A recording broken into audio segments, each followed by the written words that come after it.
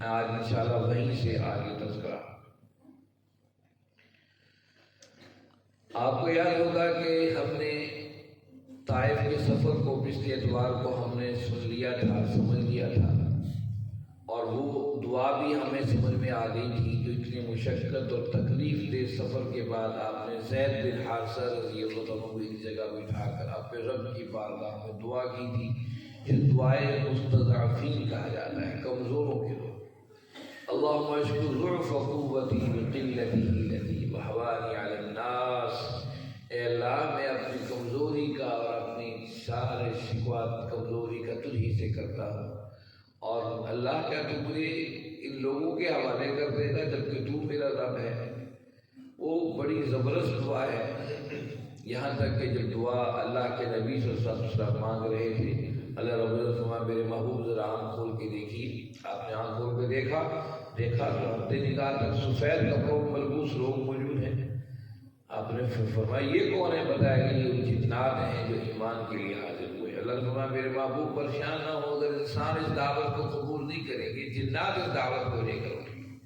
یہ بہت بڑا حوصلہ تھا، اللہ کی طرف سے مدد اور بشارت تھی۔ اس کے بعد آپ نئے عزم کے ساتھ دن کے اجالے میں زید بن حارثہ کے ساتھ مکہ کی طرف روانہ ہو گئے۔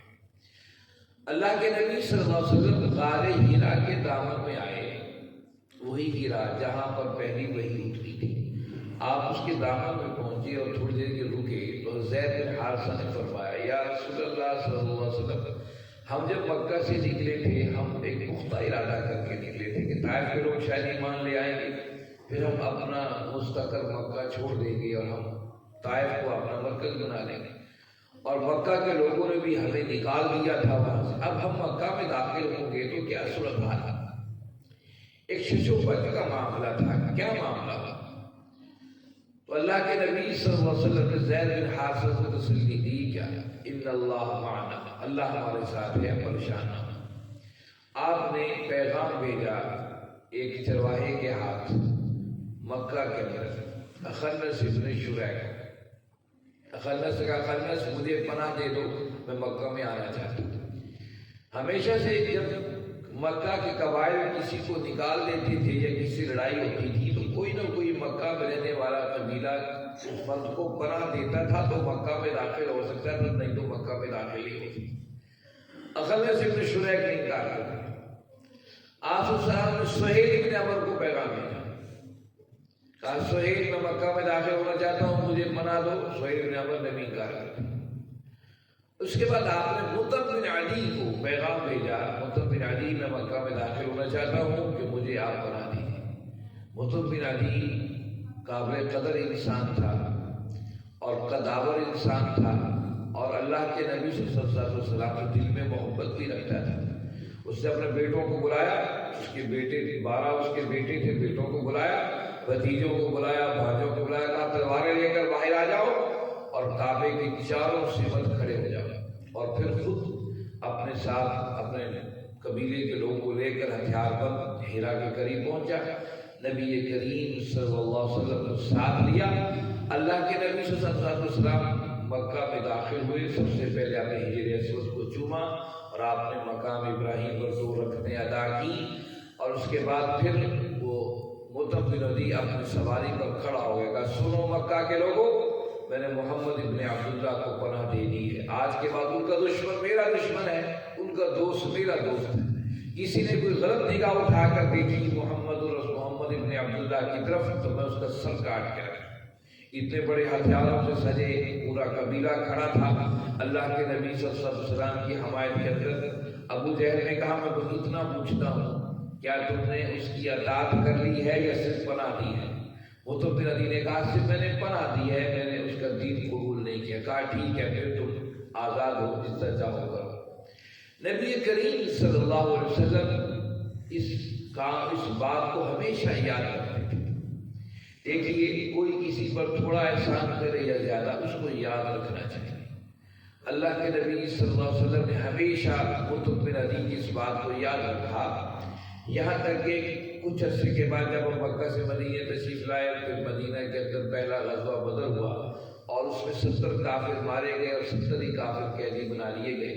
جب 70 کافر قیدی بنا کر مدینہ لے آیا گیا تو اس مطعم بن عدی کا بیٹا جبیر بن مطعم یہ بارگاہ رسالت میں تشریف لائے اور کہنے لگے یا رسول اللہ صلی اللہ علیہ وسلم میں قیدیوں کے حوالے سے بات کرنے آیا ہوں۔ آپ صلی اللہ علیہ وسلم فرمایا جبیر اگر تمہارے والد وہ مطعم بن عدی زندہ ہوتے، کعبے کے رب کی قسم اگر وہ سب کے سب لوگوں کی آزادی کی بات کرتے میں سب کو آزاد ہے۔ یہ ہے احسان کو یاد رکھنا، بھلے لوگوں کی بات کو یاد۔ حالانکہ کافر ان کے بیٹے جبیر بن مطعم رضی اللہ عنہ نے اسلام قبول کر لیا تھا، لیکن مطعم بن عدی نے اسلام قبول نہیں کیا تھا، لیکن اس کے باوجود آپ صلی اللہ علیہ وسلم کو اس کی یہ بات یاد رہی۔ اس لیے ہمیں بھی اللہ کے نبی صلی اللہ علیہ وسلم کی سیرت سے کچھ سیکھنا ہے، اور سیکھ کا مطلب یہ ہے کہ ہم وہ زندگی اپنے اندر ڈیلنے کی کوشش کریں عمل اور کردار کے اندر جو اللہ کے نبی صلی اللہ علیہ وسلم کی تھی۔ آپ کے بہترین کردار میں ایک اہم کردار یہ بھی تھا، آپ چھوٹی سی بات کو بھی نہیں بھولتے تھے جو کسی نے آپ کی حمایت کے اندر یا آپ کی وفاداری میں کی ہوتی تھی، اگرچہ وہ کافر ہی کیوں نہ ہو۔ اس لیے ہمیں بھی چاہیے جو ہمارے ساتھ بھلا کریں ہم اس کی بھلائی کو یاد رکھیں اور اس کے بدلے میں ہم اس سے بھلائی ہی کریں۔ مطعم بن عدی کے آنے کے بعد کچھ عمل ہوا۔ یہ ذیقعد کا مہینہ تھا اور آپ کی نبوت کا 10واں سال تھا۔ ذیقعد کے مہینے کا مطلب یہ ہے کہ اب دنیا بھر کے قافلے جو حج کے تھے ان کا رخ مکہ کی طرف ہو گیا تھا۔ یہ بڑا اہم پوائنٹ تھا جب اللہ کے نبی صلی اللہ علیہ وسلم مکہ میں داخل ہوئے۔ لوگ اکثر یہ تاریخی حصے میں پوچھتے ہیں کہ آخر آپ کو مکہ میں پناہ لینے کی دوبارہ آنے کی ضرورت کیا تھی؟ آپ نے کیوں ان الزاموں سے کہا کہ مجھے پناہ دو؟ کیونکہ بڑا کام منتظر تھا۔ ذیقعد کا مہینہ شروع ہو چکا تھا۔ آپ کے علم میں ہے کہ 4 مہینے حرمت کے تھے، ذیقعد، ذی الحج اور محرم۔ ذیقعد کے مہینے میں حج کے قافلے آنے شروع ہو جاتے تھے، حج کے مہینے میں حج ہوتا تھا اور محرم کے مہینے میں واپسی ہوتی تھی۔ یہ بڑا اہم ایونٹ ہوتا تھا۔ اس موقع پر پورے عرب سے کھچ لوگوں کو کھینچے آتے تھے حرم کعبہ کی طرف۔ یہ موقع تھا جو اللہ کے نبی صلی اللہ علیہ وسلم نے نبوت کے 4تھے سال سے لے کر مسلسل ان ایام میں بھی جب شیب ابی طالب کی گھاٹیوں میں آپ قید تھے، ان ایام میں بھی آپ نے اس مقصد کو چھوڑا نہیں تھا۔ اب کیسے اتنے بڑے مقصد کو چھوڑ سکتے تھے؟ آپ ان لوگوں کو اللہ کا پیغام پہنچایا، اس لیے آپ تشریف لائے۔ قافلے آنے شروع ہو گئے تھے، آپ صلی اللہ علیہ وسلم ان قافلوں کے پاس جاتے اور اللہ کی طرف پیغام دیتے۔ بڑے بڑے قبائل تب آپ گئے۔ بنو کلب کا ایک بہت بڑا قبیلہ تھی، بنو عبداللہ، ان کے پاس گئے، کہا سنو بنو کلب کے لوگوں، بنو عبداللہ کے بیٹوں، تمہارا نام اللہ نے کتنا اچھا رکھا ہے، بنو عبداللہ رکھا ہے، تمہارے جد کا نام عبداللہ تھا، کتنا اچھا ہے، تو کیوں نہیں اللہ کے بندے بن جاتے؟ اللہ کے بندے بن جاؤ۔ اور بولو جی اس کی بات سنو، کیسی باتیں کر رہے ہیں؟ اب سنو باری باری قبائل کی۔ ایک عجیب واقعہ ہوا۔ عامر بن صعصع ایک قبیلہ تھا، آپ صلی اللہ علیہ وسلم ان کے پاس پہنچے۔ وہ اکٹھے بیٹھے ہوئے تھے، کھانا کھا رہے تھے یا پی رہے تھے، اکٹھے بیٹھے ہوئے تھے۔ آپ صلی اللہ علیہ وسلم ان کے پاس گئے۔ یہ عامر بن صعصع بڑا عرب کا مشہور قبیلہ تھا۔ ان کے سامنے پیغام رکھا، سنو لا الہ الا اللہ، تم یہ کہہ دو اللہ کے سوا کوئی الہ نہیں ہے، تم عرب و عجم کے بادشاہ بن جاؤ گے۔ یہ دعویٰ تمہارے سامنے میں رکھ رہا ہوں کہ تم اس کو قبول کر لو، عرب و عجم تمہارے قدموں کے نیچے۔ ایک جہاں دیدہ بندہ بڑا سمجھدار تھا، اس کا نام بحیرہ تھا، بحیرہ بن عدی۔ وہ کھڑا ہوا، اس نے کہا کہ اے محمد، میں تمہاری باتیں مجھے بڑی پسند آئی ہیں، بڑی بات ہے، تمہاری آواز میں کشش ہے، تمہاری گفتگو میں کشش ہے، اور تمہارا جو دعویٰ ہے اس میں بھی کشش ہے۔ اور اس نے کہا اپنے قوم کا خدا کی قسم اگر یہ بندہ میرے ساتھ مل جائے میں سارے عرب کی گردنیں کاٹ کے رکھ سکتا ہوں، سارے عرب کی گردنوں کو میں اپنے سامنے جھکا سکتا ہوں، کیونکہ لوگ بڑے جہاندیدہ تھے، بڑے جہاندیدہ سمجھدار انسان بھی تھے۔ لیکن اس نے ایک بات نہیں کہا، محمد صلی اللہ علیہ وسلم یہ تو بتاؤ جب آپ کے ہاتھ میں اقتدار آ جائے گا ہم آپ کو ساتھ دیں گے، تو آپ کے بعد اس شرط ہم رکھتے ہیں کہ ہم جانشینی ہمیں ملے، زمام کار ہمیں ملے، اقتدار حکومت۔ آپ صاحب بڑا اچھا موقع تھا، آپ کہہ سکتے تھے ٹھیک ہے بعد میں دیکھی جائے گی، ابھی کوئی بات کر لیں، لیکن نبی قول کا سچا ہوتا ہے۔ اور وفادار ہوتا ہے اللہ کے پیغام کا امین ہوتا ہے. آزما یہ نہیں ہو سکتا ہے. زمام کار جسے اللہ چاہے گا اسے دے گا، جسے اللہ پسند کرے گا میرے بعد اسی کو اختیار زمین پر دے گا. ایسا کوئی وعدہ میں تم سے کرنا نہیں چاہتا. اس نے کہا پھر تم سے میں بات ہی نہیں کرتا. یہ عامر بن سعد اللہ کے نبی صلی اللہ علیہ وسلم کی دعوت کو قبیلہ ٹھکرا کر واپس پہنچا. جب واپس پہنچا نا پورے قبیلے کے اندر بات ہل ہو گئی، حل ہو گئی کہ وہ دیکھو فلاں موقع پر محمد بن عبداللہ آئے تھے اور یہ باتیں کی تھی. ایک بوڑھا شخص تھا، وہ سردار تھا قبیلے کا، تھا بڑھاپی کی وجہ سے حج میں نہیں جا سکا. اس نے کہا کیا باتیں کرتے ہو؟ وہ ساری تفصیلات اس کے سامنے رکھی. یوں ایک بندہ آیا اور سبھی دعوت دی اور ہمارے بحیرہ نے یہ بات کہی کہ اگر ایسا ہو جائے، صرف اس بات پہ اٹک گیا بحیرہ کہ اگر تمہارے بعد ہمیں اقتدار نہیں ملے گا، ہمیں زمانے کار حکومت نہیں ملے گی تو پھر کیا ہوگا، ہم تمہارا ساتھ نہیں دیتے. اس بوڑھے نے ہاتھ جوڑ کر مجمع سے کہا خدا کے بندو واپس جاؤ اور اپنے اس بات کی تلافی کرو، معافی مانگو. اگر وہ اس بات پر بھی راضی ہو جائے کہ تمہارے ساتھ چلنے کو تیار ہو جائے، اس کے زمانے کار چھوڑو، اس بات پہ راضی ہو جائے اور تم اس کی تلافی کر لو، اس سے بڑھ کر کوئی اور چیز نہیں. یعنی کہ 10 سال کے مسلسل عرصے کے اندر آپ کا پیغام لوگوں کے اس طریقے سے پولائٹ طریقے سے پہنچ چکا تھا، سب کو سمجھ آ رہی تھی کہ بات کچھ اور ہے.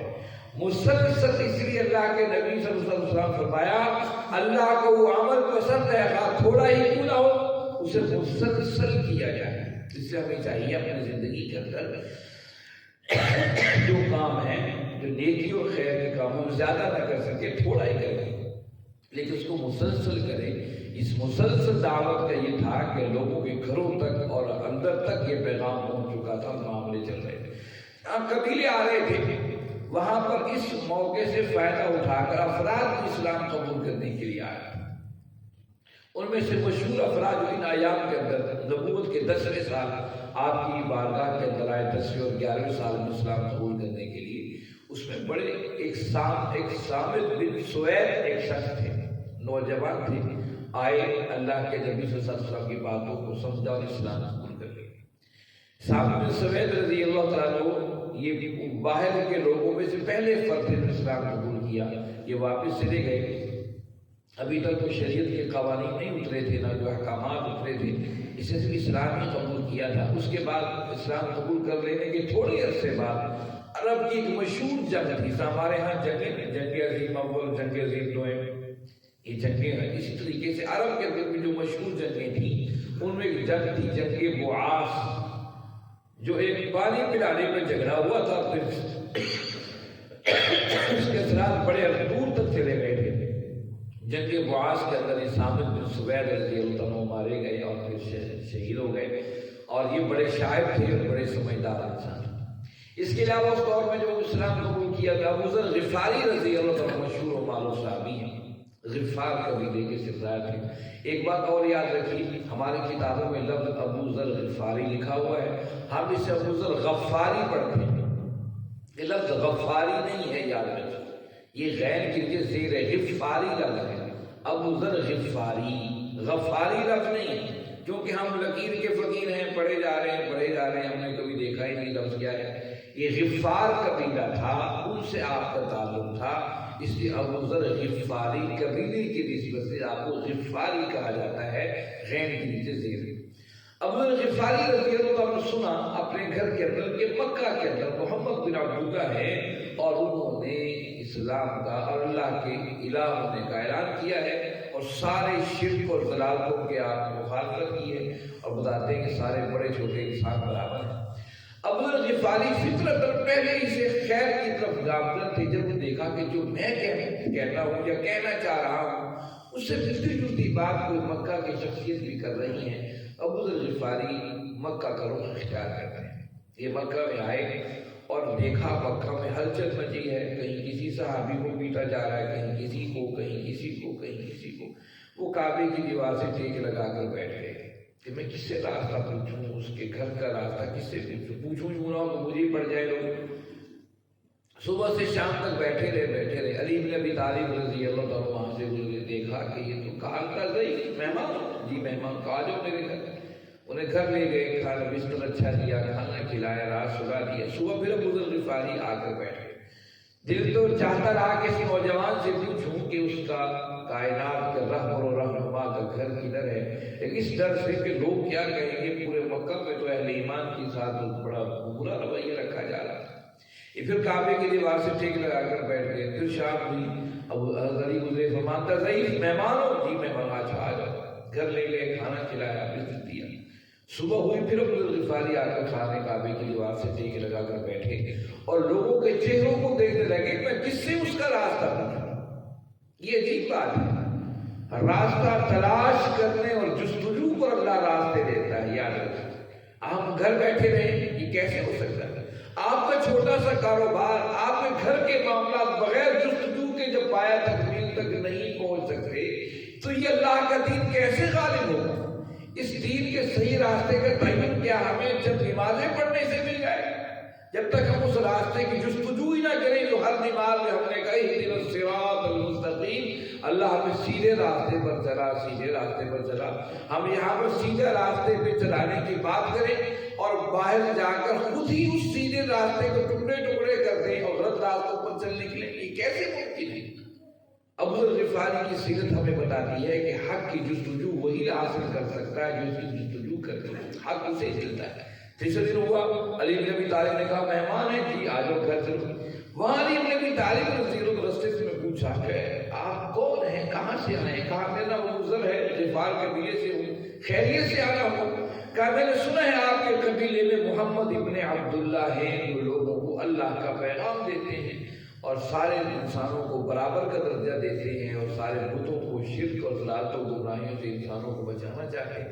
میں سب اس کی تلاش میں حضرت فرمانے لگے پہلے دن ہی بتا دیتے میں آپ کو وہاں تک پہنچا دیتا، چلو کوئی بات نہیں، میرے پیچھے بھی چلو، لیکن ایک بات یاد رکھو، مجھے کفار مکہ کچھ نہیں کہیں گے کیونکہ میں ابو طالب کا بیٹا ہوں، میرے لوگ، لیکن تمہیں میرے ساتھ دیکھ کر ہو سکتا ہے تمہیں تکلیف پہنچائیں۔ اگر مجھے کہیں ایسا شک ہوا، میں ذرا جوتی کے تسمے صحیح کرنے کے لیے بیٹھ جاؤں گا، جوتی کے تسمے کو صحیح کرنے کے، آپ سیدھا چلتے رہنا، مڑنا نہیں، پھر میں آپ کو آگے جا کر راستہ بتاؤں۔ یوں چلتے چلتے ابو ذر غفاری رضی اللہ عنہ بارگاہ رسالت میں پہنچے۔ جب بارگاہ رسالت میں پہنچے، پوچھے یا رسول اللہ آپ کیا پیغام لے کر آئے، وہ مجھے بھی بتائیے۔ اللہ کے نبی صلی اللہ علیہ وسلم فرمایا سنو، بسم اللہ الرحمن الرحیم، یاسین والقرآن الحکیم انک لمن المرسلین علی صراط مستقیم تنزیل العزیز الرحیم لتنذر قوما ما انذر آباؤہم وہم غافلون۔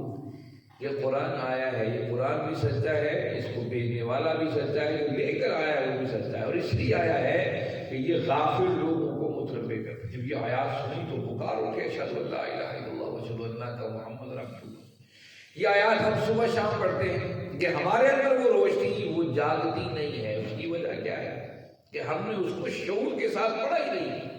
یہ شعور کے ساتھ جو ابو ذر غفاری نے پڑھ لیا، اسلام قبول کر لیا۔ اسلام قبول کر لیا تو بات کافی تھی، آپ اسلام کی جستجو میں آئے تھے، واپس چلے جاتے تھے۔ جب قربان جائیے، اسلام تو بھانپڑ مچاتا ہے۔ اسی کو سلطان باہو رحمۃ اللہ نے کہا تھا کہ یہ الف اللہ چپری دی بوٹی من مرشد میرے میں چلائی ہوں، یہ جو اللہ کی جو بوٹی ہے نا، یہ اندر جا کے ہلچل مچا دیتی ہے۔ ایمان تو ہلچل مچانے کا نام ہے، ایمان خاموش بیٹھنے کا نام نہیں ہے۔ یہ جہاں پر بھی ہو، گھر میں ہو، بازار میں ہو، چوک میں ہو، چوراہے میں ہو، یہ تو حق کا علم بردار ہوتا ہے۔ جہاں غلط دیکھتا ہے اس کو ٹوکنے اور روکنے کے لیے اٹھ کھڑا ہوتا ہے۔ یہ ایمان کی طاقت ہی ہے کہ یا رسول اللہ کیا ہم حق پر ہیں؟ فرمایا حق پر۔ کہا اچھا، وہ اتنا ہی پوچھنا تھا۔ سیدھا خانہ کعبہ میں آئے اور کھڑے ہو گئے تو آواز لگ سنو، بسم اللہ الرحمن الرحیم، یاسین والقرآن الحکیم انک لمن المرسلین علی صراط مستقیم تنزیل العزیز الرحیم لتنذر قوما ما انذر آباؤہم فہم غافلون۔ یہ قرآن تو سچی کتاب ہے، آئی اس لیے ہے کہ جو غافل تھے ان کو جو متنبہ کر دیا جائے۔ اور لوگوں نے کہا یہ کون بول رہا ہے، مارو پکڑو، اور سارے کافر کو جوتی کو ڈنڈا کو رسی کو جو چیز جس کے ہاتھ میں آئی، ابو ذر غفاری کو آ کے پیٹنا شروع کر دی۔ یہ بھی نہ دیکھا ہے کہ ستار ہے علاقے کا، جب پیٹنا شروع کر دیا نا، ابو بکر صدیق کو کس نے بتایا کوئی بندہ مارا جا رہا ہے، دیکھو تو پتہ کرو کہ تمہارا مارنے والا تو نہیں۔ ابو بکر صدیق بھاگ کر آئے، دیکھے تو ابو ذر غفاری، کوئی لوگ بدبختوں کس کو مانتے ہو؟ یہ غفار قبیلے کا سردار ہے، اور تمہارے سارے تجارتی قافلے جو یمن اور شام میں رخ کرتے ہیں اسی کے قریب سے گزرتے ہیں۔ اب وہ اچھا یہ وہ ہے۔ ہمیشہ جب معیشت کے اوپر زد آتی ہے اس وقت انسان پریشان ہو جاتا ہے۔ اب ابو بکر صدیق رضی اللہ تعالیٰ عنہ نے انہیں معیشت کے کہا کہ تمہاری معیشت تباہ ہو جائے گی۔ اچھا یہ بات کیوں کہی یہ بھی میں آپ کو بتا دوں۔ جو غفار قبیلہ تھا یہ چور و ڈاکو تھے، جیسا ہمارے ہاں بعض قبیلوں کے بارے میں کہا جاتا ہے چور و ڈاکو۔ ابو ذر غفاری کا سارا قبیلہ چور و ڈاکو پر مشتمل تھا۔ یہ مشہور و معروف بات تھی کہ غفار قبیلے کے پاس سے کوئی بندہ گزر جائے اور اس سے اس کے نہ ہتھیار چھینے جائیں، نہ اس کا اونٹ چھینا جائے، نہ اس کا مال چھینا جائے، یہ ممکن ہی نہیں ہو سکتا تھا۔ اس طریقے خوف طاری تھا کہ اگر ہم نے اس کو مار رہے ہیں، اگر ہمارے تجارتی قافلے اس راستے میں غیر محفوظ ہو جائیں گے۔ ہمیشہ دشمن پر جب مادیت کی دولت کی پٹی پر زد پڑتی ہے، بھوک کا خوف دلایا جاتا ہے، تو جو ہمیشہ مادیت پرست لوگ اس سے پیچھے ہٹ جاتے ہیں۔ حالانکہ ابو ذر غفاری کو تو کسی مادیت کی ضرورت نہیں تھی، تو قرآن کو سمجھ چکے تھے۔ جب ان لوگوں کو چھوڑا بھائی چھوڑو، چرپائی پر لا کر ابو ذر غفاری کو بارگاہ رسالت میں لے آئے گا۔ آپ کے چہرے کو دیکھ کر اللہ کے نبی صلی اللہ علیہ وسلم کی آنکھوں میں آنسو آ گئے۔ آپ اپنے کپڑے سے ان کے چہرے کو صاف کر رہے ہیں، آپ دکھ کا اظہار کر فرمایا ارجی ابو ذر، لوٹ جاؤ ابو ذر اپنے قبیلے میں، پھر جب وقت آئے گا تم آ جانا۔ لیکن آپ جواب میں پوچھ رہے ہیں یا رسول اللہ کیا ہم حق پر نہیں ہیں؟ فرمایا حق پر ہیں۔ کہا اچھا پھر مجھے چھوڑ دیجئے۔ پھر دوسری بار پھر کعبے میں آ کر اعلان کر دی سنو یاسین والقرآن الحکیم انک لمن المرسلین علی صراط مستقیم۔ یہ ایمان کا بھانبڑ اس قسم کا ہوتا ہے، یہ خاموش بیٹھتا ہی نہیں ہے۔ آج امت مسلمہ جو خاموش بیٹھی نظر آتی ہے، نہ اسے کشمیر کے اندر بہتا خون نظر آتا ہے، نہ فلسطین کے اندر، نہ برما اور اراکان کے اندر۔ اس کی سب سے بڑی وجہ یہ ہے کہ ہم دولت کی پجاری بن بیٹھے، اور دولت کی پجاری جب دولت کا رستہ اختیار کرتے ہیں اس کے بعد پھر انہیں ہمیشہ یہ خطرہ ہوتا ہے کہ دولت انہیں خراب کر دے گی، ان کے معاملے خراب ہو جائیں گے، اس لیے وہ پریشان ہو جاتے ہیں وہ دنیا کی خرابی کی وجہ سے۔ کہ آج آپ اور ہم تو کبھی اپنے زندگیوں میں دنیا کی دولت کو اس مقام پر رکھ تو نہیں دیا ہے؟